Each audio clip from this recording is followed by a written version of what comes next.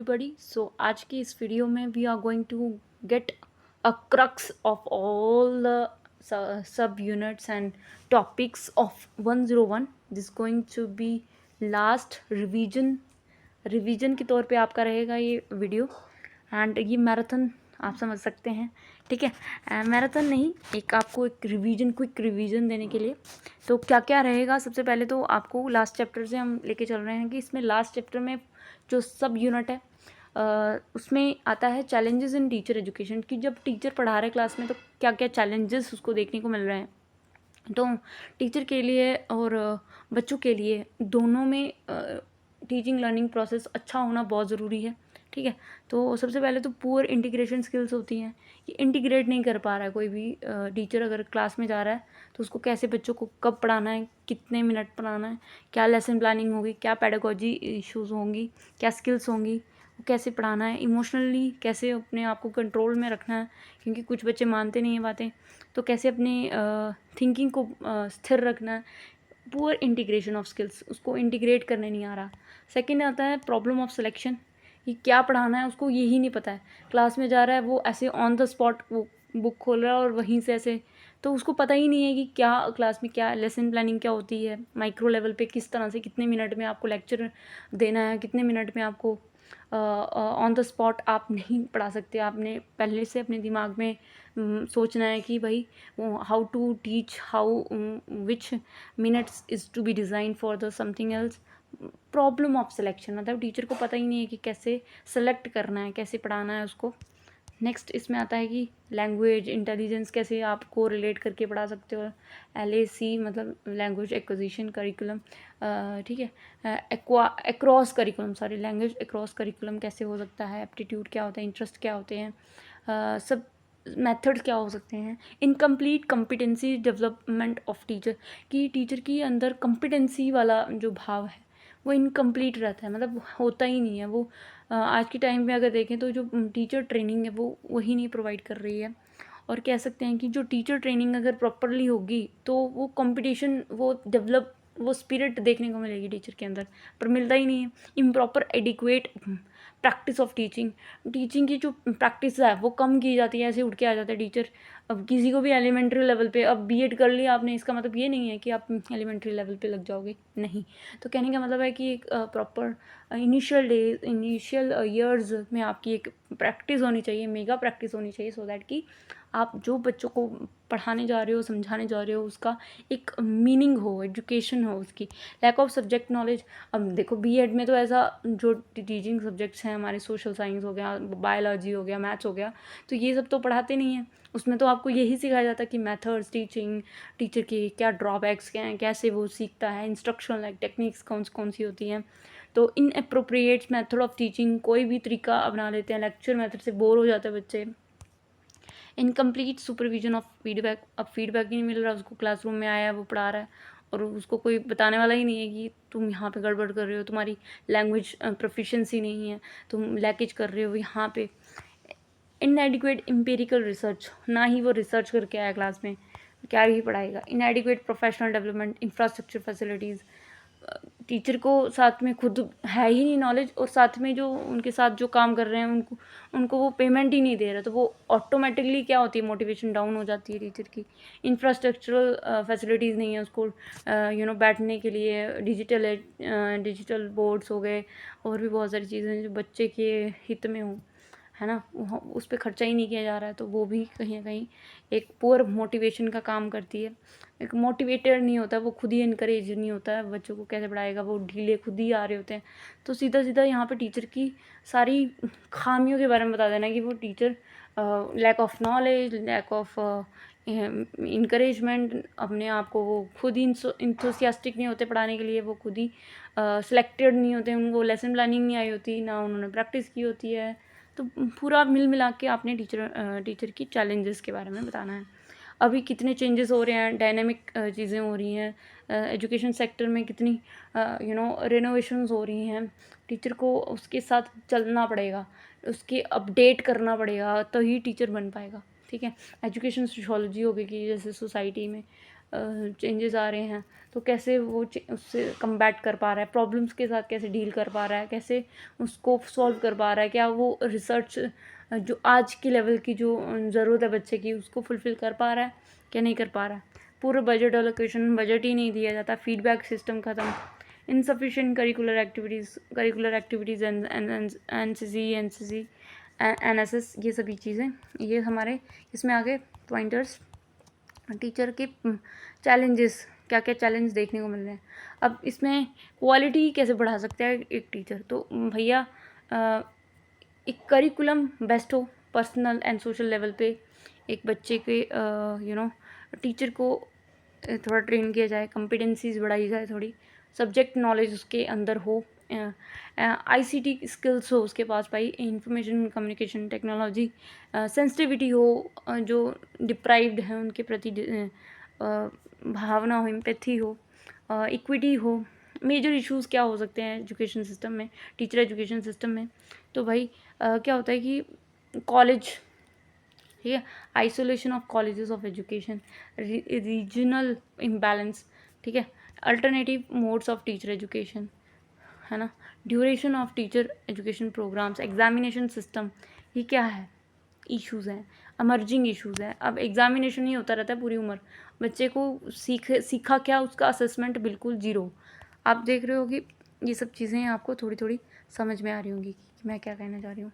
तो यही होता है decolonisation of teacher education program, issues and challenges. Decolonisation of teacher education होता है कि भाई कैसे वो डीकोलोनाइज हो रही है, कि टीचर एजुकेशन को कहाँ पे गड़बड़ी देखने को मिलती है, ठीक है, ये होता है। अब वेस्टर्न एजुकेशन में बताया गया है कि वेस्टर्न एजुकेशन कैसे इंडियन एजुकेशन से डिफरेंट है। तो भाई वेस्टर्न एजुकेशन काफ़ी रिच है, दोनों को बराबर तवज्जो देती है, करिकुलर हो गया, को करिकुलर हो गया, ठीक है, और उन एक क्लास में एक टीचर होता है, 30 बच्चों के एज पर एक टीचर होता है, उसमें कोई भी वो नहीं होता है, क्या कहते, सर्टिफिकेशन होता है कि भाई अगर आपको कोई स्किल आ गई तो उसको सर्टिफाई कर दिया जाता है, उसको लाइसेंस मिल जाता है, ठीक है, टीचर बनने का। And sports extra curricular activity को इक्वली प्रमोट किया जाता है, जैसे कि, है ना, फ्लेक्सिबल सिस्टम होता है, जब चेंज की ज़रूरत हो तो वो चेंज होता है। स्टैंडर्ड एजुकेशन का नॉट टू हाई, और टीचर रिलेशनशिप जो है वो भी नॉर्मल ही है, उसमें कोई भी ऐसे गुरु का तवज्जो नहीं दी जाती टीचर को, नॉर्मल ही है, फ्रेंड है वो। मैथ्स ऑप्शनल रहता है यूएस में, ठीक है, मैथ्स, पर यहाँ पे मैथ्स कंपलसरी है। टीचर जो है are important but do not hold same value as Indian system. Teacher की वैल्यू है वहाँ पे, बट जैसे इंडियन एजुकेशन सिस्टम में एक टीचर को गुरु के समान माना जाता है, ऐसा कुछ नहीं है। करिकुलम डिज़ाइन जो होता है वो अपर ग्रेड का होता है, ठीक है। इम्फेसिस जो होता है वो एक्सप्लोरिंग पे होता है, ज़्यादा एक्सप्लोर करता है वो एजुकेशन सिस्टम, ज़्यादा शोध करता है, रिसर्चेस करता है, तभी जाके उसको कोई प्रॉब्लम का सल्यूशन मिलता है। फ़िलोसफी को ज़्यादा हद तक उन्होंने पढ़ा है, पर इंडियन जितना पहले ज़माने में पढ़ते थे वो आज के टाइम में बिल्कुल भी नहीं है, बिल्कुल रोड मेमोराइजेशन हो गई है। Non formal education examination at lower class, जो लोअर क्लासेस होती हैं उनमें एग्ज़ाम नहीं होते कंडक्ट, और प्रॉपर वेल मेंटेन इंफ्रास्ट्रक्चर होता है, यहाँ पे बिल्कुल ही नहीं होता, बिल्कुल उल्टा लिख देना है इंडिया में, ठीक है। कुछ अच्छी चीज़ें भी हैं इंडिया में, ऐसा नहीं है। तो ग्लोबलाइजेशन, टेक्नोलॉजी एडवांसमेंट, ये टीचर को और प्रोफिशिएंट बना रही है, और ये सभी और उसमें ना कोई बर्डन नहीं होता बच्चे के ऊपर कि आपको ये सारी बुक्स लानी है, तो इसमें बच्चे को बर्डन भी बहुत सारा। पब्लिक स्कूल बहुत ही डिसमैनेज हो रहे हैं, मतलब कोई भी अपनी ड्यूटी नहीं मानता, क्योंकि सरकारी नौकरी लग गई है तो भाई पढ़ाना ही छोड़ देना है। मैथ्स कंपलसरी कर दिया गया है 10th स्टैंडर्ड में, वहाँ पे ऐसा नहीं है, रिजिड सिस्टम है, एग्ज़ाम तो देना ही पड़ेगा। कोर पॉइंट्स पे, कोर सब्जेक्ट्स होते हैं मैथ्स, इंग्लिश और साइंस पे ज़्यादा फोकस किया जाता है। स्टैंडर्ड ऑफ एजुकेशन बहुत ही हाई माना गया है, और टीचर और स्टूडेंट का जो रिलेशन है वो काफ़ी पॉइस है, या कह सकते हैं कि पवित्र माना जाता है, होली है। एंड जो 9th कह सकते हैं कि इसमें यही उल्टा सीधा लिख देना है आपने। टेक्नोलॉजी को इतना वो बूम नहीं मिल पाया आफ्टर कोरोना, हम देख सकते हैं बहुत सारे मिला है, और 50 टीचर्स एक टीचर होता है, अनक्वालिफाइड टीचर हो जाते हैं भाई, सर्टिफिकेशन मिलती ही नहीं है।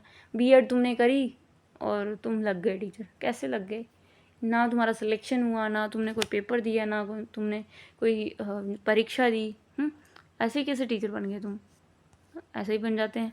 मोर एम्फोसिस कोर सब्जेक्ट्स पे देते हैं, ना कि एक्स्ट्रा करिकुलर एक्टिविटीज़ में। एजुकेशन सिस्टम काफ़ी रिजिड है। तो यही होता है इंडियन एजुकेशन सिस्टम और वेस्टर्न एजुकेशन सिस्टम। ये 2 क्वेश्चन आपके डन हुए।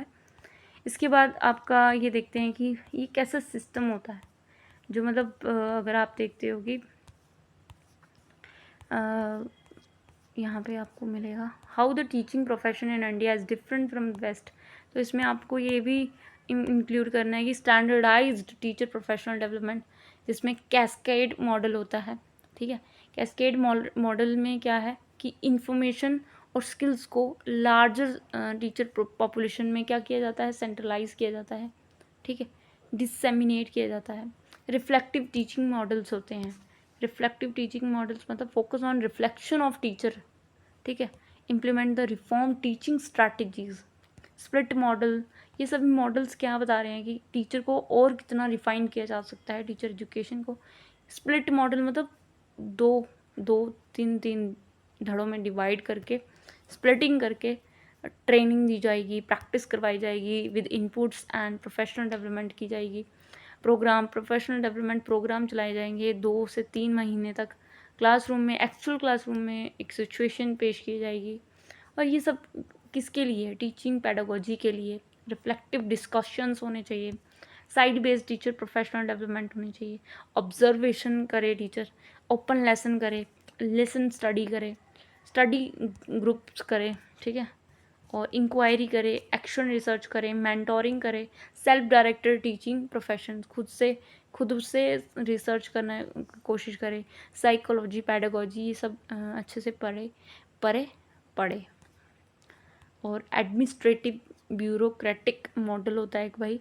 मैनेजरियल प्रोफेशनल मॉडल होता है, जो कि ये सारे इसके फैक्टर्स हैं, जो कि कैसे वो इम्प्रूव कर सकता है। ठीक है, हमें इतना नहीं जाना है, सिर्फ रिवीजन करना है। प्रिपेयरिंग टीचर्स फॉर 21वीं शताब्दी के लिए। अगर आज की शताब्दी में आपको टीचिंग प्रोफेशन में जाना है तो आपको कौन कौन सी स्किल्स को फॉलो करना चाहिए? तो भाई आपको सबसे पहले तो टीचिंग एज अ प्रोफेशन है। ठीक है, आपको देख के चलना कि आज की नीड क्या है बच्चे की। 21वीं शताब्दी में कोई भी इंफॉर्मेशन बच्चे के पास है। ठीक है, हर सेक्टर में आप जाओगे तो बच्चे काफ़ी स्मार्ट है, एजुकेशनली साउंड है, मतलब इंफॉर्मेशनली वो साउंड है, उसको बुद्धू नहीं बनाया जा सकता। पहले के टाइम पे ऐसा नहीं होता था, लेक्चर दे दिया वही पत्थर की लकीर हो जाती थी। बट आज उसे हर चीज़ से अपडेटेड होना है। बाहर क्या चल रहा है वो भी, और साथ में जो क्लास में क्यूरियोसिटी बढ़ाई गई है, बच्चे की कंस्ट्रक्टिव नॉलेज को गेन करने के लिए बात की गई है कि भाई सब्जेक्ट मैटर तो आपको होना ही चाहिए आपके दिमाग में, और उसके साथ आपका पर्पस क्या है पढ़ाने का, उसका उद्देश्य भी पता होना चाहिए, सो दैट कि बच्चे पे ज़्यादा इम्पैक्ट कर पाओ। आपको कंटेंट नॉलेज होनी चाहिए, आपको पैडागोजी कौन सी अपनानी है, उसमें फेल तो नहीं हो गए। ठीक है, आपको डाइवर्स मैथडोलॉजी अपनानी चाहिए, असेसमेंट करना चाहिए बच्चे का, एवेल्युएशन, क्योंकि उसके दौरान ही आपको पता चलेगा कि बच्चे के मन में क्या चल रहा है, बच्चा कितना समझ पा रहा है। एवेल्युएशन ऑन द स्पॉट करोगे आप। क्लासरूम मैनेजमेंट करोगे, किस तरह से आप जो जाहिल बच्चे होते हैं उनको कैसे संभालोगे, और ये कंट्रोल करना आपके अंदर होना चाहिए, क्योंकि इमोशनली आप अगर वीक होगे तो आप झट से आप उनको डांट भी दोगे, तो ऐसा नहीं चाहिए। क्योंकि हमें क्या करना है, एक स्मूथ वातावरण बनाना है, ना कि डरावना वातावरण। तो बच्चे फिर से आपसे पढ़ेंगे नहीं। तो कंटेंट आपको आना चाहिए, सब्जेक्ट मैटर का आपको पता होना चाहिए, स्किल्स क्या है अप्लाई करनी है। ये सारी 21वीं शताब्दी की टीचिंग स्किल्स हैं, जो कि एक व्यक्ति, एक टीचर को आनी चाहिए। अब क्वेश्चन इसमें क्या है भाई, देख लेते हैं भाई। Imprints of social cultural changes in teacher education. Imprints हैं। अब सोशल कल्चरल एक्सचेंज आप देखते हो कि जैसे एजुकेशन इंस्टीट्यूशंस थे, वो हमें वैल्यू सिखाते थे कि कैसे हो सकता है। जैसे जैसे चेंजेस हुए, सोशल चेंज हुए, और जैसे एजुकेशन और गाड़ी बनती चली गई, और चेंजेस इसमें आए, रीऑर्गेनाइज हुआ, और इस तरह से आप देखते हैं कि सोशियो कल्चरल इम्प्रिंट्स क्या होते हैं भाई टीचिंग प्रोफेशन में। टीचिंग प्रोफेशन क्या है, सबसे पहले तो आपको पता होना चाहिए, प्रोफेशनल ऑक्यूपेशन है। ठीक है, किसी भी एजुकेशन सेक्टर में आप क्या कर रहे हो, socially, culturally, economically scientific technological dimensions को देखते चले जाते हो, दैट इज़ टीचिंग प्रोफेशन। कहने का मतलब है कि आपका जो प्रोफेशन है, प्रोफेशनल ऑक्यूपेशन है, जिसमें आप क्या कर रहे हो, एक फॉर्मल ट्रेनिंग की वजह से आप अपना जो नॉलेज है किसी को आप किसी नॉलेज में एक्सपर्ट होते हो और आप उसको प्रोफेशनली किसी में ट्रांसमिट करने की कोशिश कर रहे हो। टीचिंग प्रोफेशन इनकम्पासेस, टीचिंग जो प्रोफेशन है वो मांगता है आपके स्किल्स, आपके पेडागोजिकल थियोरीज और प्रोफेशनल स्किल्स आपके अंदर होनी चाहिए। अब टीचिंग स्किल्स क्या होती हैं भाई? टेक्निक्स, अप्रोच, स्ट्रैटेजी और instruction, imparting instructions, how to plan, how to channelise, how to manage the things. 45 minute होते हैं, उसको कैसे आपने मैनेज करना है, तो सब चीज़ें इसमें, इंस्ट्रक्शन, मटेरियल्स कौन से यूज़ होंगे, कितना टाइम यूटिलाइज होगा, प्रिपेयर कैसे करोगे अपना लेसन प्लानिंग, कम्युनिकेशन स्किल्स कितनी इंपॉर्टेंट है टीचर के लिए, क्योंकि अगर साफ़ सुथरा ही नहीं बोलेगा तो वो कैसे बच्चों तक पहुंच पाएगा। पैडागोजिकल थ्योरी होती है भाई। अब देखो, पैडागोजी के ऊपर कि मतलब शिक्षण शास्त्र एक स्किल है। आपको जब क्लास में बच्चों को पढ़ाना है कोई भी टॉपिक, तो कैसे क्यूरोसिटी आप उसमें डेवलप कर सकते हो, कैसे हर एक पक्षों में आप उसको बता सकते हो कि फ़िलोसफिकली इसका क्या मीनिंग है। एक टीचर को फ़िलोसफी क्यों पढ़ाई जाती है कि वो कैसे बच्चे के अंदर क्यूरोसिटी ला पाए। फ़िलोसफी कहती है कि questioning, the art of questioning. जब आप क्वेश्चन करते हो तो आपको पता चलता है कि इसकी एग्जिस्टेंस कहाँ शुरू होती है। एक बच्चे के अंदर क्यूरोसिटी कभी भी नहीं मारनी चाहिए टीचर को। तो पेडागोजिकल थ्योरी बताती है कि भाई फ़िलोसफी मतलब how to teach, what should be need to done. Sociology सिखाती है कि भाई कैसे आपको क्लासरूम में स्ट्रैटिफिकेशन जैसी चीज़ें नहीं करनी, इक्वालिटी विद इक्विटी।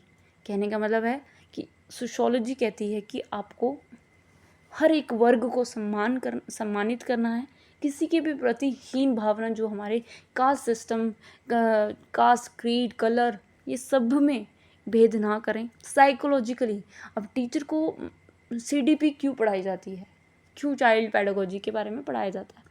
क्योंकि उसके समय में वो कैसा सोच रहा है, साइकोलॉजिकली उसकी कितनी डेवलपमेंट हुई है, उसके माइंड की कितनी, कॉग्निशन कितनी डेवलपमेंट हुई है, वो सब पेडागोजिकल थियरीज में आता है।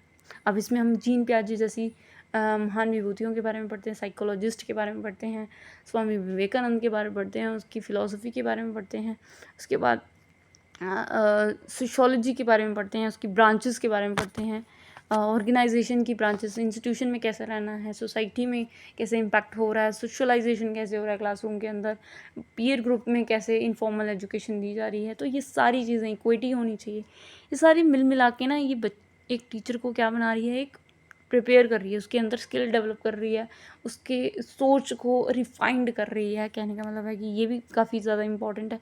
प्रोफेशनल स्किल्स, अब प्रोफेशनल स्किल्स इसमें आ जाती है कि भाई कैसी स्ट्रैटेजीज़, अप्रोचेस वो हेल्प करती है टीचर को ग्रो करने में, कैसे वो ग्रो करेगा एज अ प्रोफेशनली।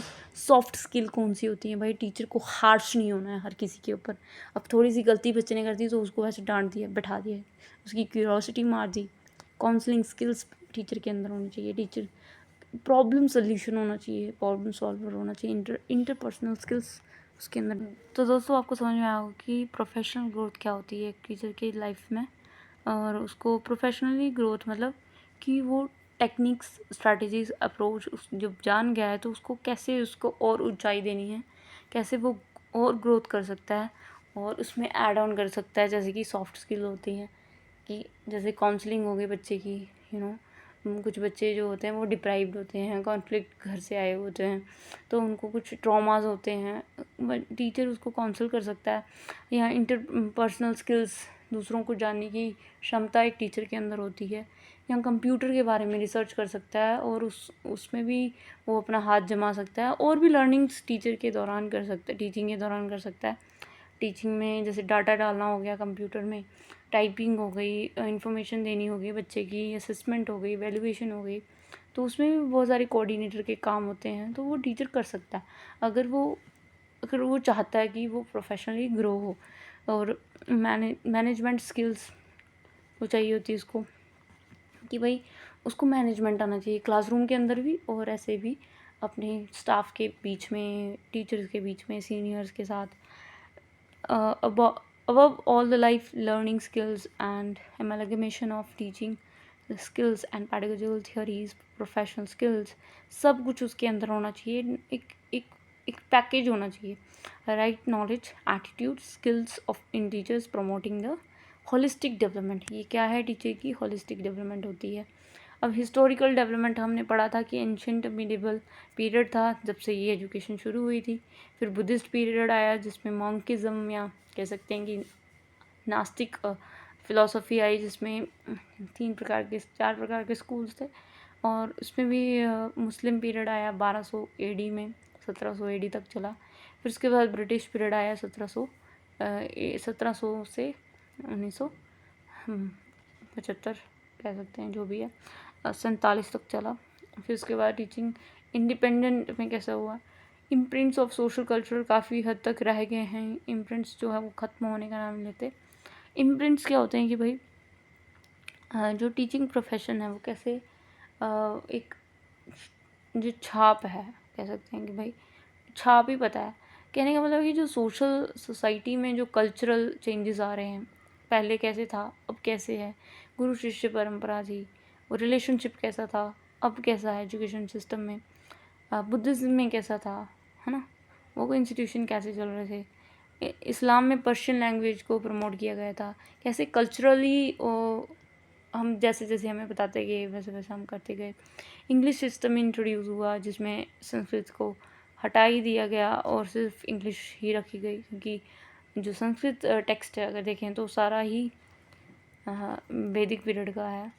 और भी बहुत सारी चीज़ें जैसे करिकुलम हो गया, करिकुलम कैसा हो, कल्चर उसमें अडॉप्शन हो, कल्चर की अडॉप्शन हो करिकुलम में।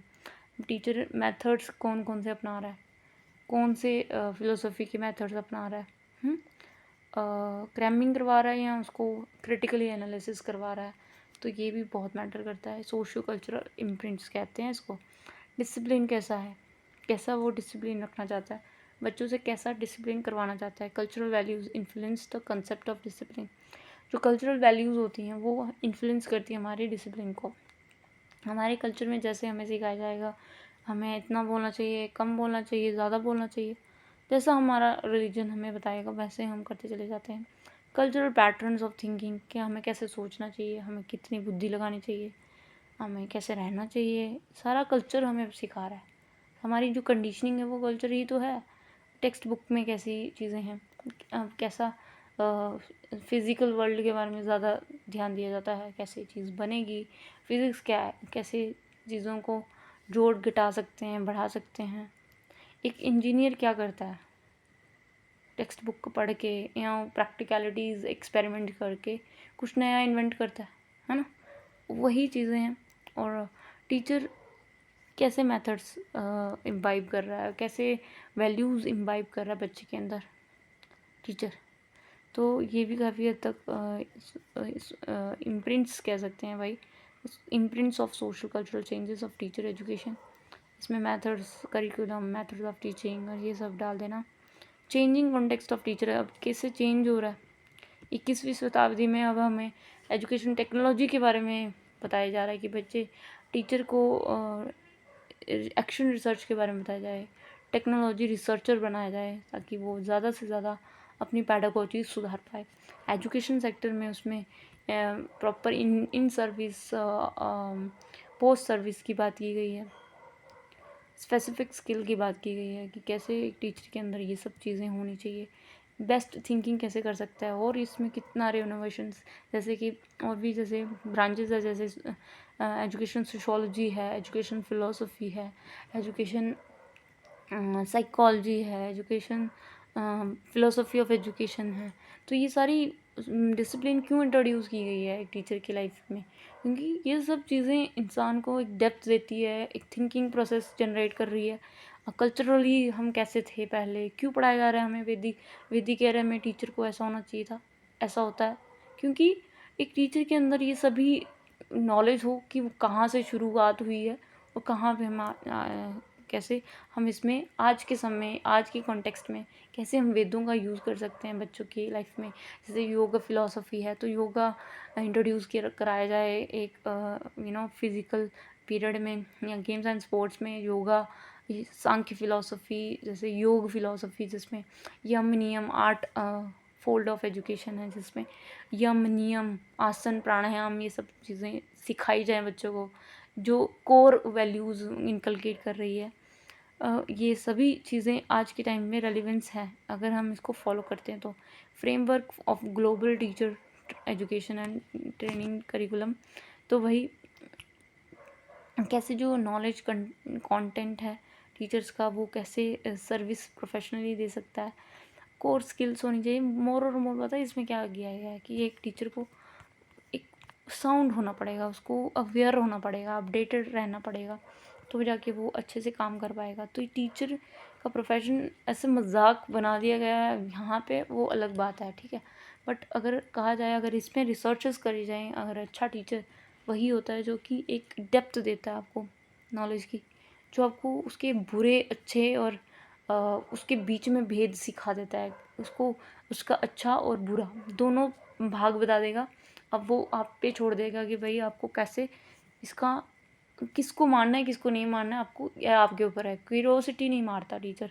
तो टीचर प्रोफेशन काफ़ी ऑक्यूपेशनल, काफ़ी कोरिलेटेड है सोशल कल्चरल से, क्योंकि ये काफ़ी हद तक कल्चर, सोसाइटी का कल्चर, सोसाइटी में कैसे लोग रहते हैं, क्योंकि अल्टीमेटली बच्चे को सोसाइटी में जाना है। तो क्या ऐसे इम्प्रिंट्स होंगे टीचर के प्रोफेशन के जो कि वो उसको टीचर प्रोफेशन देगी। सोसाइटी, कल्चर और एजुकेशन कैसे आपस में संबंध है। देखो, सोसाइटी जो है, कल्चर है और एजुकेशन, जो कुछ भी एजुकेशन दी जा रही है, ठीक है, वो सोसाइटी को बना रही है। सोसाइटी जैसी चलती आ रही है वो वैसी ही चलती रहेगी, सेम चलती रहेगी जब तक एजुकेशन में रेनोवेशंस नहीं आई। एजुकेशन नहीं सिखाएगी अच्छी चीज़ें, तो कैसे सोसाइटी में हम जो बच्चे भेज रहे हैं पढ़ा के वो चेंजेस लाएंगे। हम कहते हैं कि जो बच्चा भावी बच्चा है, भावी पीढ़ी है, वो क्या करेगी, सोसाइटी में बदलाव लाने की कोशिश करती है। क्यों? क्योंकि वो एजुकेशन ही तो ले रहा है, सोसाइटी में जाके वो एक सेवा देने वाला है, अपना सर्विस देने वाला है। तो एजुकेशन एक सोसाइटी को बनाती है, ना कि सोसाइटी किसी एक एजुकेशन को बताती है कि तुम्हें कैसे पढ़ाना है। सोसाइटी कुछ हद तक बता सकती है, बट मेजरली अगर कहा जाए तो एजुकेशन कैसे बताता है सोसाइटी को, वो हमें बताता है। उसमें कल्चर आ जाता है। अब जो कल्चर है उसको हम सीधा एलिमिनेट नहीं कर सकते, हर एक कल्चर का सम्मान किया जाना चाहिए, एजुकेशन कहता है। तो सोसाइटी, कल्चर और एजुकेशन काफ़ी इंटर रिलेटेड है आपस में। एक ना हो तो फिर दूसरा नहीं रह सकता, तीसरा नहीं रह सकता।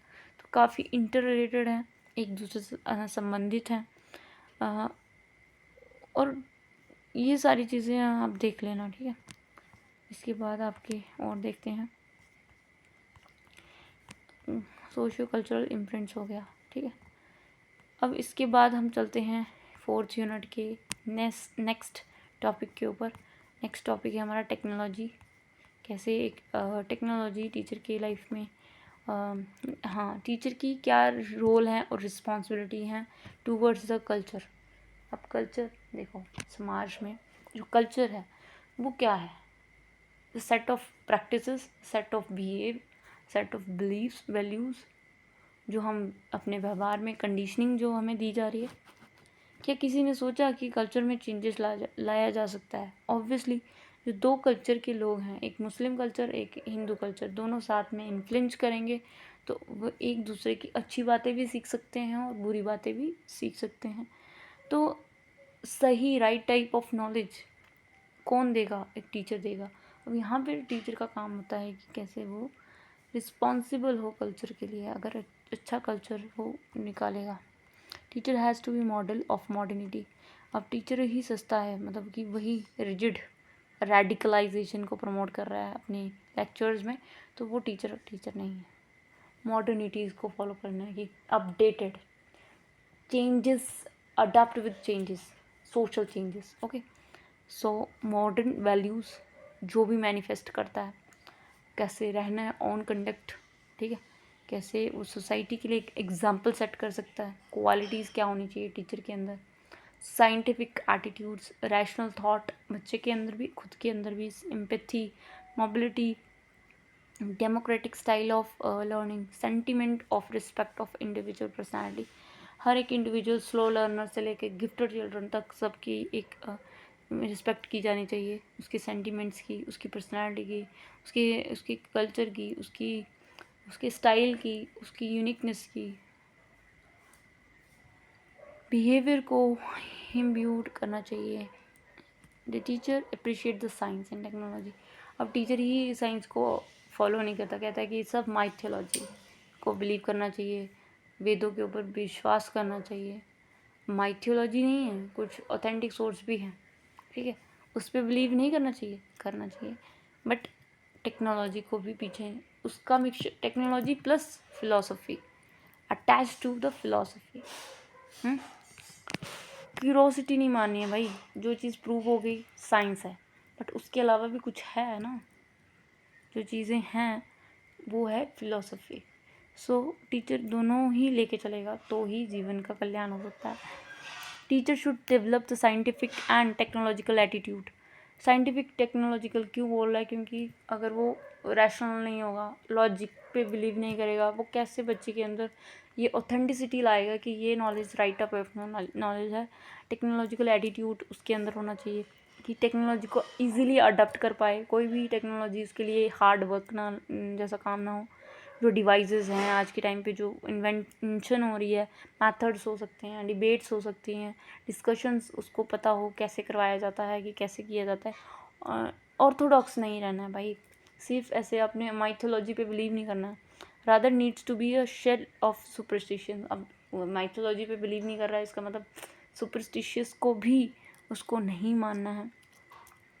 ब्लाइंड फेथ्स पे नहीं जाना है, प्रिजुडाइजेस जो पहले से स्टीरियोटाइप चल रहे हैं, लड़की ऐसी होती है, लड़का ऐसा होता है, उस पर नहीं जाना है। टीचर को फ्री ऑफ इन सबसे फ्री रहना है। डेमोक्रेटिक स्टाइल ऑफ टीचिंग होनी चाहिए आपकी। Teacher must be essential knowledge of information.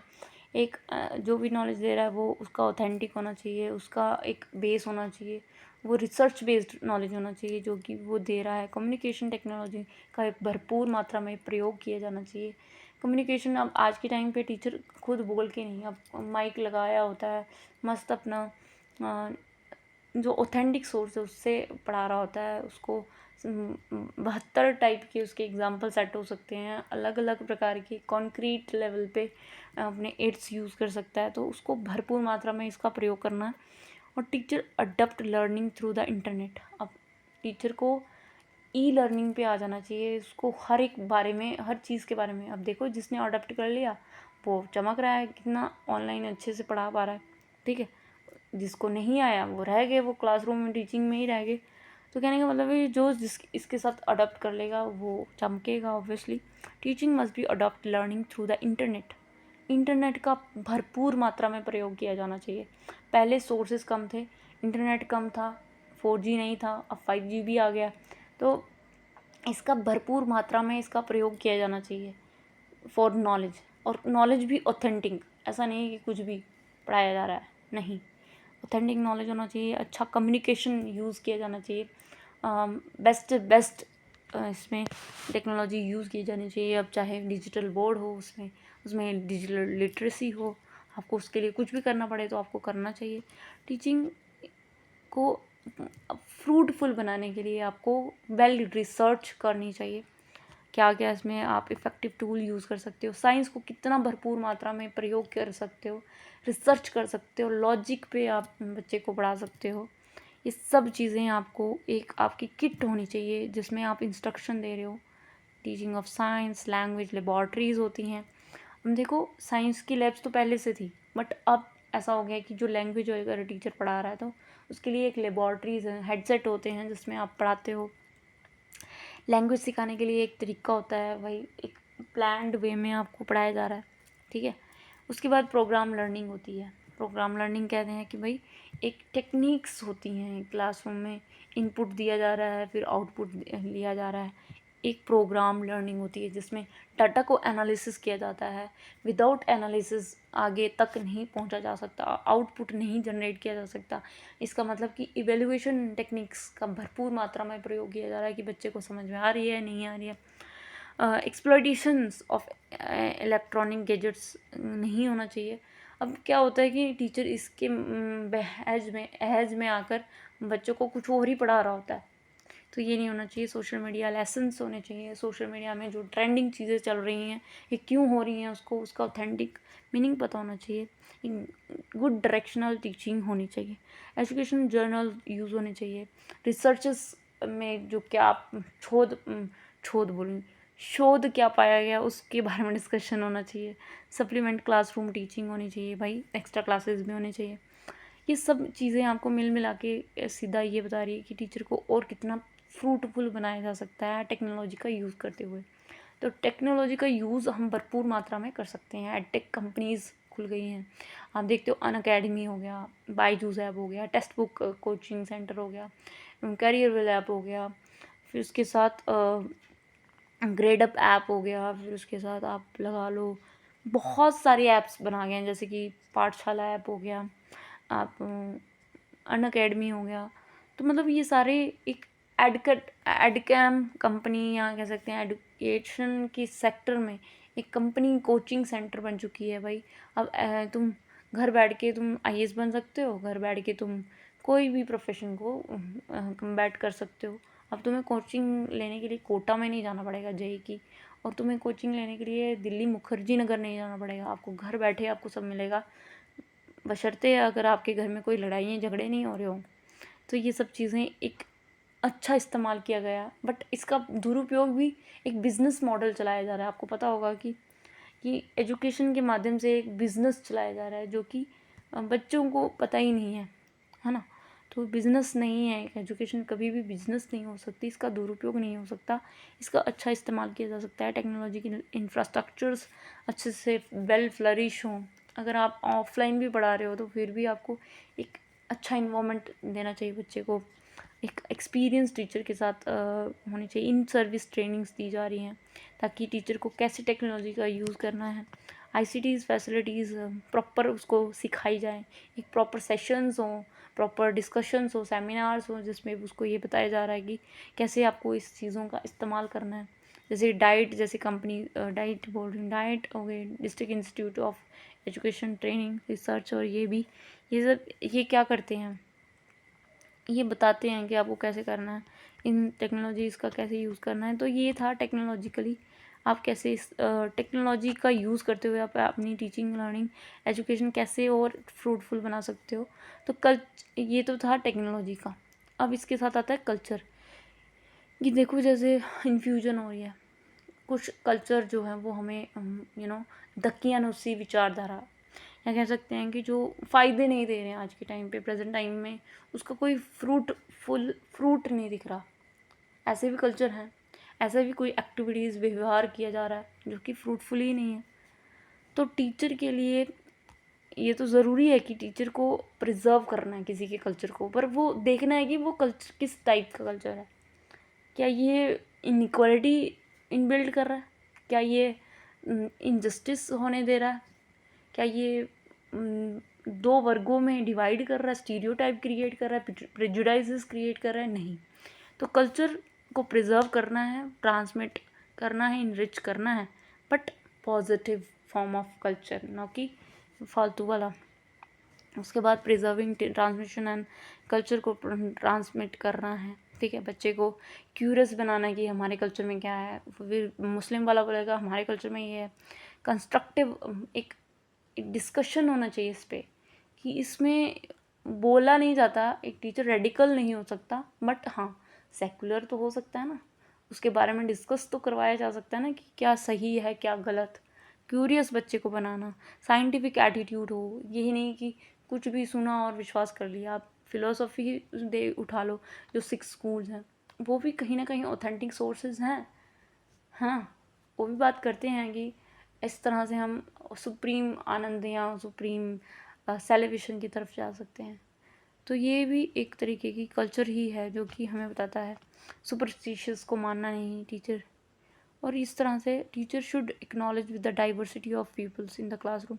देखो मल्टीलिंगुअल बच्चे हैं, मल्टीलिंगुअल्स हैं बच्चे, डाइवर्स कल्चर के हैं, डाइवर्स लैंग्वेज, व्यवहार, अपना उनका जो अलग अलग स्टेट्स के हैं, अलग अलग उनकी जाति प्रजाति, नामकरण और उनकी जो कास्ट है, क्रीड है, वो अलग अलग है।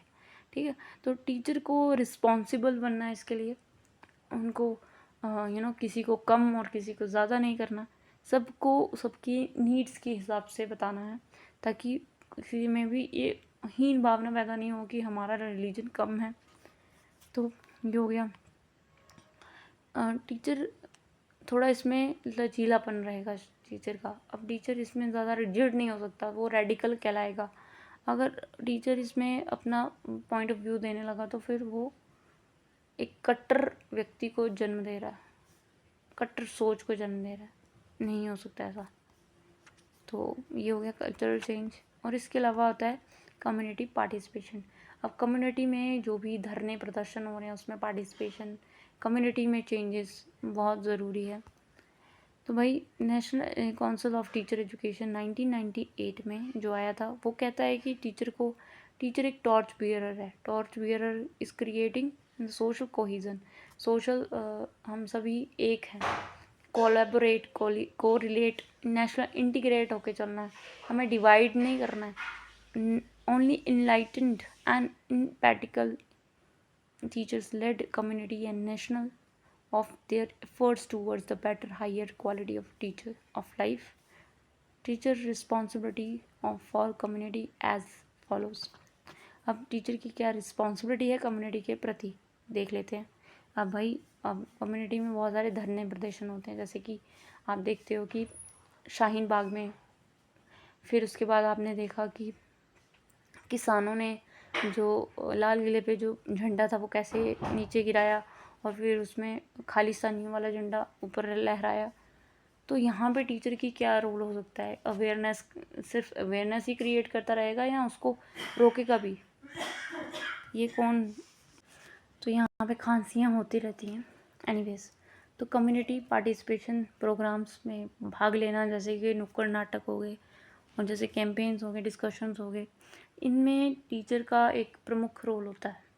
टीचर लीड करता है इन सबको। ठीक है, bringing change in a community bye their knowledge. अब उसको नॉलेज हुई है तो उसको कोई ना कोई चेंज समाज में लाना ही है, वो उसका निजी कर्तव्य होना चाहिए एक टीचर का। Teacher can be role model. अब जैसे भगत सिंह ऐसे व्यक्ति अगर इस धरती पे हुए हैं तो उनका भी कोई रोल मॉडल था।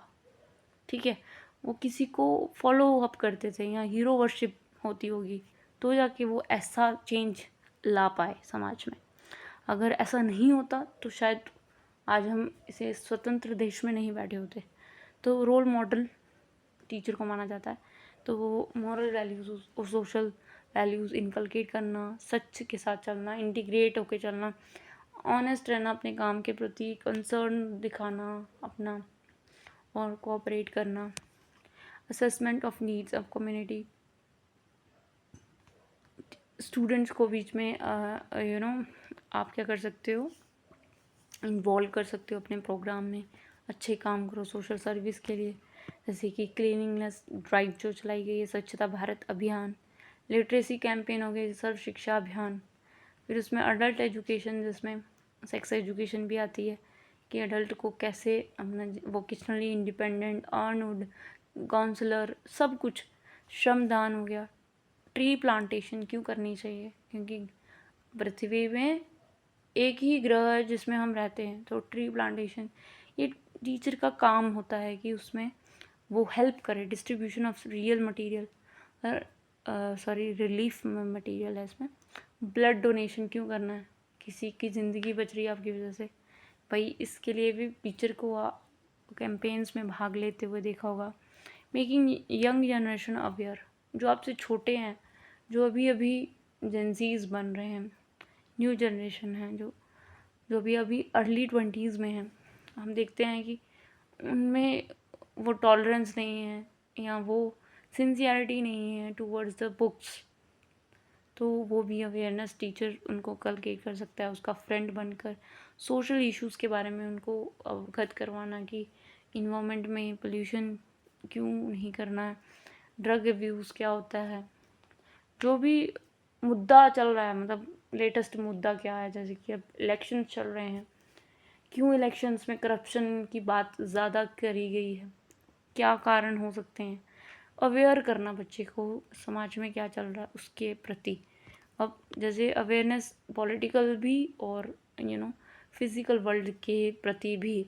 अब इतने अर्थक्वेक्स क्यों आ रहे हैं, साइक्लोनिक मतलब इतनी नेचुरल कैलेमिटीज़ क्यों हैं, ड्रग एब्यूज़ क्यों किया जाता है, स्ट्रेस, अब मेंटल स्ट्रेस होने शुरू है, मेंटल एंग्जाइटी जैसी चीज़ें बच्चे के अंदर देखने को मिल रही हैं, तो क्यों।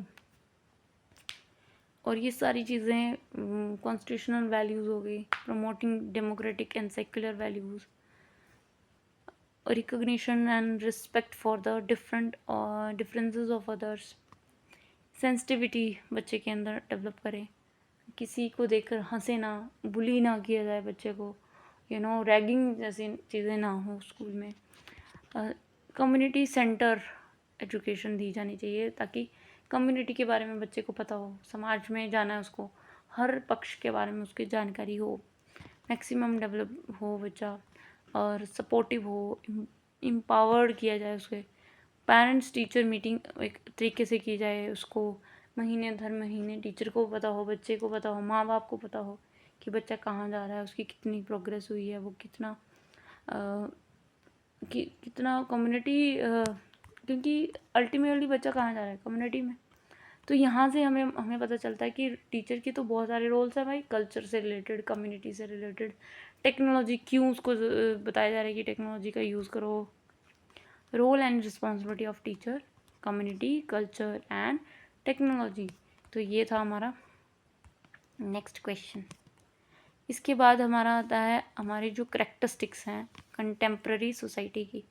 तो कंटेम्प्रेरी सोसाइटी में बहुत सारे डिफरेंसेस हैं, स्ट्रैटिफिकेशंस हैं, कास्ट के बेसिस पर, क्रीड के बेसिस पर, कलर के बेसिस पर, एज के बेसिस पर, रिलीजन के बेसिस पर, बहुत सारे डिफरेंसेस हैं। अब हम इन डिफरेंसेस को नहीं तोड़ सकते, आज के टाइम पे भी ये एग्जिस्ट करते हैं। ST SCs जो हैं उनको रिजर्वेशन दी जा रही है ताकि वो अपग्रेड हों, बट ऐसा नहीं है ना कि उसको रिनोवेट किया गया है। रिजर्वेशन जैसी चीज़ें कॉन्स्टिट्यूशन में दी गई हैं विमेन को अपग्रेड करने के लिए, विमेन को हमेशा नीचे डिमोट किया गया है भाई। तो characteristics of contemporary Indian society, मतलब आज के समय में भी ऐसी चीज़ें हैं। तो कास्ट सिस्टम है, पर ये जो हायरार्की है कास्ट सिस्टम की वो प्रचलित है एंशिएंट टाइम से। जैसे कि क्लास सिस्टम, जैसे पुअर क्लास, रिच क्लास, क्यों पुअर पुअर होते जा रहे हैं, क्यों रिच रिच होते जा रहे हैं, पुअर अपना गांव छोड़ के क्यों शहर की ओर भाग रहे हैं, क्यों वो प्रोफेशन वैसा चूज़ करते हैं, क्यों वो अर्बन एरियाज़ में, स्लम एरियाज़ में जाके बस जाते हैं। तो ये सारी चीज़ें एक करेक्टरिस्टिक्स तो नहीं हो सकती, एक प्रॉब्लम हो सकती है। अब एक फैमिली जो है वो भी एक करेक्टरिस्टिक्स है। जॉइंट फैमिलीज़ होती थी, अब न्यूक्लियर फैमिली का फंडा आ गया। अब न्यूक्लियर से जोड़ को सिंगल पेरेंट का ज़माना आ गया। तो काफ़ी चेंजेस अगर हम देखें तो वो भी हमें देखने को मिल रहे हैं। रिलीजन बेसिस पे अब इतने सारे रिलीजन हैं, किसको किसको माने, कौन सी स्टोरी को माने, कौन एग्जिस्ट करता है, कौन रियल है, क्या है। तो इंसान मानना ही नहीं चाहता, इसमें स्ट्रगल लगता है, उसको सच को जानने के लिए स्ट्रगल लगता है, तो रिलीजन को मानता ही नहीं है। टीचर कैसे इसको प्रमोट करेगा? हाँ, आपका स्पिरिचुअल आउटलुक बिल्कुल दम पड़ा हुआ है। प्लूरलिज्म, अब सिर्फ आप रिलीजियसली कास्ट बेसिस पर, क्लास के बेसिस पर आप डिफरेंट नहीं हो, आप हर चीज़ में डिफरेंट हो, ठीक है। आपके बिलीव्स, आपके विचार, आचार, स्पीकिंग, लैंग्वेज, कल्चर, पहनावा, dressing style, all things are different. जैसे कि भगवत गीता हमें क्या कहती है, उपनिषद हमें क्या कहते हैं, what is the real truth, what is there any god, is there any philosophy telling us that what is the real world? तो यूनिटी इन डाइवर्सिटी, ये भी करेक्टरिस्टिक्स है। ये ज़्यादातर ये बताया गया है कि भाई कैसे पहले के टाइम पे कास्ट के बेसिस पे आज भी होता है, बट आज थोड़ा कम हो गया कि अर्थ काम मोक्ष की बात की जाती थी। और ये सब चीज़ें हमारी सोसाइटी क्या है? सोसाइटी भाई लैटिन वर्ड से आया हुआ शब्द है सोसाइटस, जिसको हम बोलते हैं specific in group, people in specific group. Society means a group of peoples with different families living in a specific boundaries. Huh? Society is a group of web of relationship जिसमें हम इंटरेक्ट करते हैं आपस में, अपने problems का consequences मानते हैं। तो सोसाइटी कोई बड़ी बात है नहीं। तो ये था हमारा सब यूनिट का सेकंड सब यूनिट। इसके बाद आता है हमारा, मेरा गला सूख रहा है, 2 मिनट में आपको। अब टेक्नोलॉजी कैसे चेंज ला रही है किसी भी सोसाइटी में, तो ये भी क्वेश्चन पूछ लिया जाता है। Impact of technology change in the society. Obviously बहुत सारी इंडस्ट्रीज डेवलप हो गई हैं, ये भी हम देखते हैं अभी। 1 मिनट आप रुक जाइए। सोशल एंड एजुकेशन लिंकेज क्या है? What is the family role?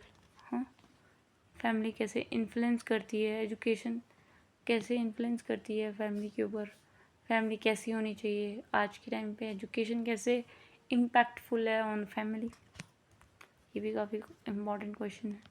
Influence of education क्या है? तो ये काफ़ी इम्पॉर्टेंट क्वेश्चन है जो कि आपको देखने को मिलता है। और इसके अलावा इस सब यूनिट को हम देखते हैं 2 मिनट बाद। इसमें आता है कि इन्फ्लुएंस ऑफ एजुकेशन क्या होता है। भाई एजुकेशन का क्या इन्फ्लुएंस है इंडिविजुअल के ऊपर? तो सबसे पहले इसमें हम देखते हैं कि हम प्रिजर्व करना चाहते हैं अपने मॉरल्स, वैल्यूज़, जो भी हमारी कल्चरल वैल्यूज़ है। अवेकनिंग ऑफ सोशल फीलिंग्स क्या होती हैं भाई? हमें हमारी फीलिंग्स, हमारा importance of unity, love, fraternity जैसे गोल्स कॉन्स्टिट्यूशन में क्यों अप्लाई किए गए। Learning to be, learning to do, learning to know, learning to live together, different activities, story telling, dramatisation. Political development of society, समाज में जो political development हो रहा है, कितना मच अवेयर हैं हम अपनी राइट और ड्यूटीज से, क्यों इनको हम बनाते हैं लीडर्स, अपने वोट का अधिकार क्या होता है, ये सब एक बच्चे के अंदर एजुकेशन दिखाती है। एडल्ट फ्रेंचाइज जैसी बातें करती है। इकोनॉमिक डेवलपमेंट कैसी हो रही है समाज में, जीडीपी कहाँ पे जा रही है। एक एजुकेशन डेवलप करती है हमारे डेवलप स्किल डेवलप करती है। एक इंडिविजुअल को एक प्रोडक्टिव सिटीज़न बनाती है, समाज में एक प्रोडक्टिविटी लेके आता है, वो कुछ निर्माण करने की शक्ति रखता है। पैसा कैसे कमा सकते हैं, उसको और मल्टीप्लिकेशन कैसे कर सकते हैं। एजुकेशन हमें सोशल कंट्रोल लाता है भाई। ऑब्वियसली जो हमारे जो कस्टम्स एंड ट्रेडिशंस है हमें बताते हैं कि हमें कैसे जीना है, कितना हमें डिसिप्लिन होना चाहिए, कितना हम भोगों में कितना विश्वास रखें, कितना हमें जैसे हम फास्टिंग रखते हैं उस समय हम कुछ ऐसी चीज़ें नहीं करते जो कि कल्चर में बताई जाती हैं, जो कि हमें कंट्रोल करने के लिए होती हैं, कि हम अति ना करें किसी भी चीज़ की।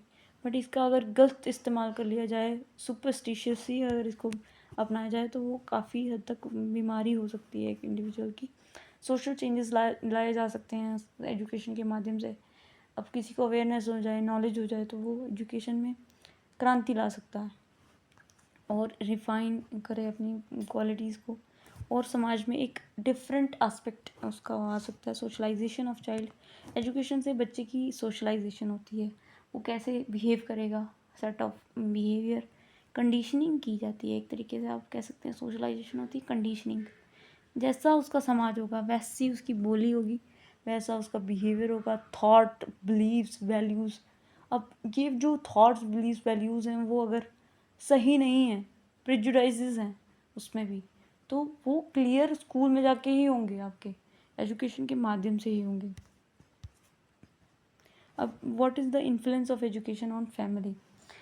एजुकेशन की वजह से एक बच्चा स्कूल में गया, एजुकेशन ली उसने, अब वो फैमिली में वापस लौट के आया, तो वो क्या ऐसे एस्पेक्ट्स उसमें होने चाहिए एक इंडिविजुअल्स में। तो फैमिली एक ग्रुप है किसी भी समाज का, एक जिसमें 6 रिलेशनशिप होते हैं, आपस में पति पत्नी जैसे संबंध होते हैं, जिसमें एक ब्रिंगिंग की बात की जाती है, बच्चे की ब्रिंगिंग कैसे होगी उसकी बात की जाती है। फैमिली एक यूनिट है, ठीक है, जो कि एक व्यक्ति की होलसम पर्सनैलिटी को बनाती है। अब 8 घंटे जो वो वहाँ पे रह रहा है तो 16 घंटे वो घर पे भी तो रह रहा है। तो ये सब मिला के इस प्रोडक्ट बना रहे हैं, हेरिडिटी और एनवायरनमेंट मिलकर एक प्रोडक्ट बना रहे हैं, इंडिविजुअल को बना रहे हैं, जो कि एक समाज में क्रांति भी ला सकता है और समाज में पतन भी लगाने का काम कर सकता है। और इसके अलावा अगर हम देखें तो फैमिली, तो हम जानते हैं कि फैमिली जो है वो एक सोशलाइजेशन का प्राइमरी एजेंसी है, जिसमें सोशलाइजेशन की जाती है बच्चे की रेयरिंग, कि वो कैसे वैल्यूज़ इनकलकेट कर रहा है। तो फैमिली मेम्बर्स जो हैं वो हमारी जो पर्सनैलिटी है वो कुछ हद तक वो बना देते हैं हमारी पर्सनैलिटी कैसी होनी चाहिए, कैसी एम्पैथिकल होनी चाहिए, सेंसिटिव होनी चाहिए, औरों के प्रति हेल्पफुल होनी चाहिए, रिफॉर्मेशन होनी चाहिए, कंट्रोलेबल होनी चाहिए, कितनी हमें क्यूरियोसिटी रखनी है, क्यों हमें ओपनिंग रखनी है, हमें दिमाग को खुला रखना है। बंद भी वही करवाते हैं और खोलते भी वही हैं, बस यही होता है एजुकेशन का फ़र्क। टाइप ऑफ एक्सटेंडेड फैमिली हो गई, ये जिसमें जॉइंट फैमिली दो से ज़्यादा जनरेशन यहाँ रह रही हैं, उसको कह देते हैं कि भाई family in the system extended vertically over the 3 और मोर जनरेशंस। अब 3 से ज़्यादा जो जनरेशन साथ में रह रही हैं उसको एक्सटेंडेड फैमिली कह दिया जाता है। न्यूक्लियर फैमिली हो गई, जिसमें माता पिता और बच्चे रह रहे हों, या दादी दादा, इतने ही होंगे। अब इसमें चाचा चाची और चाचा चाची के बच्चे नहीं होंगे, सिबलिंग्स नहीं होंगे, कजन्स नहीं होंगे, न्यूक्लियर फैमिली होगी। अब न्यूक्लियर फैमिली स्मॉल यूनिट होता है और एक्सटेंडेड जो होती है वो लार्ज यूनिट होता है। ये तो वैसे बेसिक सी बात है। प्राइमरी हो गया, जो जॉइंट फैमिलीज पहले टाइम में होती थी, अब बिल्कुल ही ड्रास्टिकली चेंज आया है। पॉपुलेशन अब इतनी इंक्रीज़ हो गई है कि आप देख रहे होगी उनकी एक्सटेंडेड की वजह से आज के समाज में हम कितना मतलब कंजप्शन देखने को मिल रहा है और ख़त्म होता ही दिख रहा है देश। रोल ऑफ फैमिली क्या, अब इसका फैमिलीज़ का क्या रोल है। अब भी बच्चे की पर्सनैलिटी सिर्फ स्कूल में नहीं बन सकती ना, पेरेंट्स का भी कुछ हद तक काफ़ी इम्प्रेशन रहता है। अब घर में लड़ाई हो रही है तो बच्चा क्या सीखेगा, लड़ाइयाँ सीखेगा। अब टीचर खुद डिसिप्लिन होंगे, बच्चे खुद माँ बाप खुद डिसिप्लिन होंगे, उसके आसपास का कंड्यूसिव वातावरण उसको मिलेगा तो वो फ्लरिश कर पाएगा। एक एक अच्छे पेरेंटिंग स्किल्स भी होना बहुत ज़रूरी होता है। तो एक कोऑपरेशन बच्चे के साथ, उसकी फैमिली उसको कोऑपरेट करे एजुकेशन सेक्टर में, उसको पढ़ाए लिखाए और उसको फिज़िकली उसको डेवलप करने के लिए उसके लिए गेम्स एंड स्पोर्ट एक्टिविटीज़ करवाई जाए, प्रॉपर मॉरली उसके लिए रिलीजियस एजुकेशन भी दी जाए, उसकी self knowledge self life education दी जाए, जो कि वो अपने आप को संभाल पाए। सिर्फ आपको फिज़िकल वर्ल्ड के बारे में पढ़ के जीवन की अनुभूतियाँ नहीं हो सकती, आपको लाइफ एजुकेशन भी इम्पार्ट करनी होगी। इंटरेस्ट, बच्चे के जो इंटरेस्ट्स हैं, जो वो चाहता है करना, पैशन है जो वो इम्प्रूव करना चाहता है, उसको बूस्टअप दिया जाए, ना कि जो आपकी घिसी पिटी जो विचारधारा है कि सरकारी नौकरी ही चाहिए बच्चे, चाहे वो उसका इंटरेस्ट ट्रेडिंग में हो, चाहे उसका इंटरेस्ट कोई अच्छी चीज़ में भी हो सकता है जो कि इम्प्रूवमेंट लाएगा सोसाइटी में, क्या पता उसका एंटरप्रेन्योर बनना हो, कुछ भी हो सकता है। अपॉर्चुनिटी टू पार्टिसिपेट, अब कुछ लोग बोलते हैं कि पेंटिंग में क्या रखा है, आती होगी पर पढ़ो। तो मतलब एक बच्चे की इंटरेस्ट को मार दोगे तो वो जो दूसरा काम कर रहा है वो भी नहीं कर पाएगा।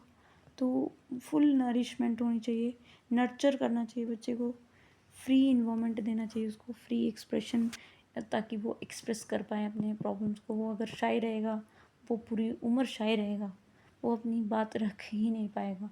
जितना खोल के रखोगे बच्चे को, उतना वो ओपनली अपने माँ बाप से अपनी प्रॉब्लम शेयर कर पाएगा। जितना उसको दबा के रखोगे, जितना उसको बोलोगे चुप, तो वो उतना ही उसमें डेप्थ में गिरता चला जाएगा, वो अपनी ही एंजाइटी में गिरता चला जाएगा।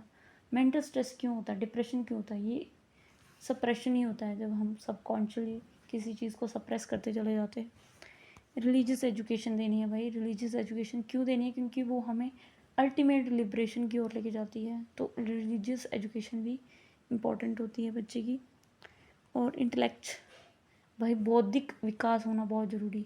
अगर बच्चे को उसकी ट्रेनिंग ही नहीं दी गई, क्वेश्चनिंग की बात ही नहीं की गई, प्रॉब्लम सॉल्विंग, इवैल्यूएशन, प्लानिंग, ये सब की बात नहीं की गई, बच्चा कैसे समझेगा। अब influence of education on family और भी हो सकते हैं कि इम्प्रूवमेंट, होम को कैसे मैनेज करना है, कि प्रोडक्शन, प्रोडक्टिव ड्यूटीज़ क्या हो सकती हैं, फैमिली प्लानिंग क्या होती है। एक तरीके से ना एक टीचर, एक एजुकेशन, एक पेरेंट्स को बता रहा है कि आपको कैसे रहना है। एफिशिएंट मेंबर्स होना, एफिशिएंसी आपको देनी है, एडजस्टेबिलिटी, कोऑर्डिनेशन आप दे सकते हो, पेरेंट्स का coordination to maintain better homes, cultivate higher values, create liberal and wider attitude, increase the productivity in family members, optimizing economic efficiency. अब इसके बाद आता है सोसाइटी एंड एजुकेशनल लिंकेज।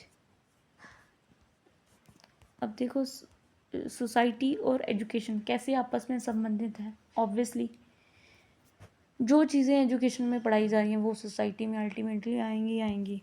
तो सीधी सीधी बात हम कर लेते हैं कि जो एजुकेशन है वो एक ज़रिया हो सकता है किसी भी सोसाइटी की कल्चरल कस्टम्स वैल्यूज़ को इनकलकेट करने में। अब ऐसा तो नहीं है कि हर एक रिलीजन में कहानियाँ किस्से ही हैं, कुछ ऑथेंटिसिटी भी होगी।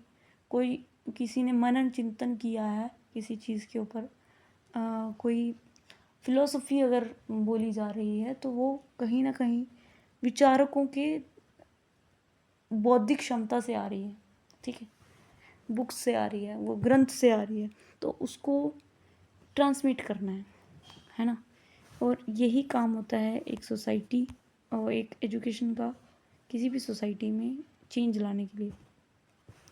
इसमें वही आएगा कि कैसे ट्रांसमिट कर सकते हैं किसी भी कल्चर को, रिड्यूस इनइक्वालिटी डिस्पैरिटी। क्लासरूम में बहुत लोअर क्लासेस को पहले पढ़ने नहीं दिया जाता था, बट आज के टाइम में हमें उसको इक्वल दर्जा देते हैं। उसको महसूस ही नहीं कराना है कि वो कौन सी कास्ट का है, महसूस इस रिलेटेड कराना है कि भाई उसको क्लासरूम में बच्चे को समझ में आ रहा है कि नहीं आ रहा, प्रॉब्लम सॉल्विंग खुद कर पाए वो अपनी, है ना, उसे पता हो कि समाज में क्या चल रहा है क्या नहीं चल रहा। मोबिलिटी, सोशल चेंज क्या होता है, डेवलपमेंट ऑफ न्यू नॉलेज। अब हर प्रकार की नॉलेज थोड़े थोड़े उसको पता हो, थोड़े थोड़े क्या सब पता होने चाहिए। और various historical ethos, Hunter gatherer, agrarian society, industrial society, distinguish each other technologically in the terms of technologically advancement। अब एग्रीकल्चर पूरी जीवन भर करते रहे वो, और टेक्नोलॉजी थी नहीं। अब के टाइम में एग्रीकल्चर में अगर हम देखें तो आप पाओगे कि कुछ चेंजेस आए हैं। क्यों लोग करते रहते थे एग्रीकल्चर, क्योंकि इसमें हमारी बुद्धि तो लगी नहीं रही थी, उसमें शरीर ही यूज़ हो रहा था। तो क्या हो रहा था कि यहाँ पे टेक्नोलॉजी यूज़ ही नहीं की गई। आज के टाइम पे टेक्नोलॉजी का यूज़ एग्रीकल्चर सेक्टर में बहुत इंजीनियर्स कर रहे हैं, और यहाँ पे एंटरप्रेन्योर बन जाते हैं भाई। और आप ये समझोगे कि इस चार्ट के माध्यम से आप समझ पाओगे social institution, change in value system, technology wars, unemployment, social classes, means of transport, modernization, urbanization, industrialization, social institution and change in the system, value system। तो ये सभी एक चेंजेस ला रहे हैं किसी भी समाज में। टेक्नोलॉजी, अब इंडस्ट्रियलाइजेशन में मशीनों की जगह, मैन की जगह मशीनों ने ले ली, तो इंडस्ट्रियलाइजेशन हो रहा है। अर्बनाइजेशन, अब लोग गांव से अर्बन एरियाज़ में जा रहे हैं, वहाँ जाके प्रॉब्लम खड़ी हो रही हैं। स्लम एरियाज़ में गरीब ही रह रहा है। टेक्नोलॉजी, मॉडर्नाइजेशन, हम अब दूसरों को देख के हाई लिविंग स्टैंडर्ड उनके रह रहे हैं, तो हम भी क्या करते हैं, वैसी कोशिश करते हैं, है ना, मॉडर्नाइज बनने की एक दूसरे को देख कर। Development of mean of transport and communication, जितना ट्रांसपोर्ट और कम्युनिकेशन इंक्रीज़ होगा उतना ही हम कितना डेवलप हो पाएंगे। रोड फैसिलिटीज़ होंगी, ट्रेनिंग सर्विस होंगी, एक तरीके से बढ़ने की बात की जा रही है। Transformation in economy and evolution of new social classes, technology and unemployment, and technology and war, changes in social institution. अब मेरी जो एनर्जी है वो डाउन हो चुकी है। तो ये सब समझ में आया होगा थोड़ा बहुत आपको, अगर आया है तो ठोकी लाइक, ठोकी ना, ठोकी लाइक। तो ये था हमारा चैप्टर नंबर 4 जिसकी हम डिस्कशन अभी कर रहे थे। इसमें एजुकेशन और होम में आ गया फैमिली। तो ये काफ़ी इम्पॉर्टेंट रोल प्ले करते हैं एक इंडिविजुअल की लाइफ में। और एजुकेशन कैसे एक एजेंसी है चेंज की, समाज में चेंजेस वो ला रही है, घर में चेंजेस वो ला रही है, टेक्नोलॉजी में चेंजेस वो ला रही है। तो education as agency of change तो हुआ ही ना। तो ये था हमारा 4th चैप्टर जो कि रिवीजन किया हमने। पता नहीं कितने घंटे लगे होंगे, 1 घंटा लग गया। 1 घंटे में हमने ये पूरा चैप्टर रिवाइज किया, पॉइंटर्स देखे कौन कौन से इसमें। आप 12 मार्क्स के भी कर सकते हो, शॉर्ट में भी कर सकते हो, it's up to you. Thank you, have a nice day.